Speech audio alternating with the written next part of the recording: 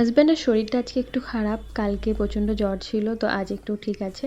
তো তাই একটু লেট করে উঠেছে, সারা রাত তো ঘুমায়নি, সকালের দিক করে ঘুমিয়েছিল। তো আজকে ওই ঘুম থেকে উঠতে ওনার 12:30 বেজে গেছে। আর আমি তো দেখলি আগের ব্লগে 10:30টায় উঠে দেন আমি কিছু আমার রান্নার প্রিপারেশনগুলো করে রেখেছি। আর আমার খিদে পাচ্ছিলো, তো সিমাই রান্না ছিল, সিমাইটা খেয়ে টিয়ে তারপরে আমি এখন এসেছি বেডরুমটা একটু গোছাতে। তো বেডরুমে আসার পর ফার্স্টে বেডরুমটা আমি একটু ঠিকঠাক করে গুছিয়ে নিই, মশারি টশারি তুলে নিয়ে তারপরে একটু চুলটা আঁচড়ে নিই। দেন তোমাদেরকে চলো বাইরের ওয়েদারটা দেখাই। আজকের ওয়েদারটা সুন্দর, বাট এই যে পরিষ্কার আকাশ দেখতে পাচ্ছ, নীল আকাশ, কিছুক্ষণ পর এটা কালো মেঘে ঢেকে যাবে। মানে এই দুদিন এইরকমই হচ্ছে, এই মেঘ বৃষ্টি আর এই রোদ, প্রচণ্ড রোদ, এই বৃষ্টি, এইরকমই চলছে।